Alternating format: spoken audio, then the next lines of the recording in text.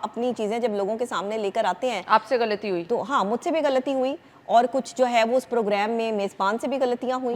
ये दोनों गलतियां जो है वो साथ साथ चली, जिसको बहुत ज्यादा हाईलाइट किया गया, नहीं होना चाहिए था इस तरह से।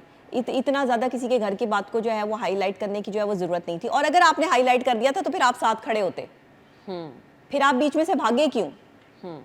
साथ खड़े होते ना, फिर आप जो है वो एंड तक जो है वो साथ देते। फिर आप जो जिस बंदे को घर से निकाला था उसको घर के अंदर भी लगा के आते ना। घर से निकाल दिया इसके बाद आपको?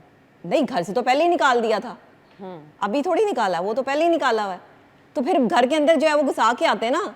लेकिन अगर आप लोगों ने ऐसा नहीं किया तो इसका मतलब है कि आपका कसूर था। एक बंदे ने आपके सामने अपनी प्रॉब्लम डिस्कस की, आपने उसका तमाशा पूरे मीडिया में जो है वो बना दिया। पता क्या है, जब अपने मसाइल, अव्वल तो ऐसी बातें होनी ही नहीं चाहिए, बिल्कुल नहीं होनी चाहिए, ऐसी बातें होनी नहीं चाहिए। अपनी चीजें अपने तक महदूद रखें, अपने घर के मसाइल अपने घरों तक जो है वो डील करें। देखिए, किसी की भी जिंदगी में कुछ भी हो रहा है इससे लोगों को कंसर्न नहीं होना चाहिए, बट होता है।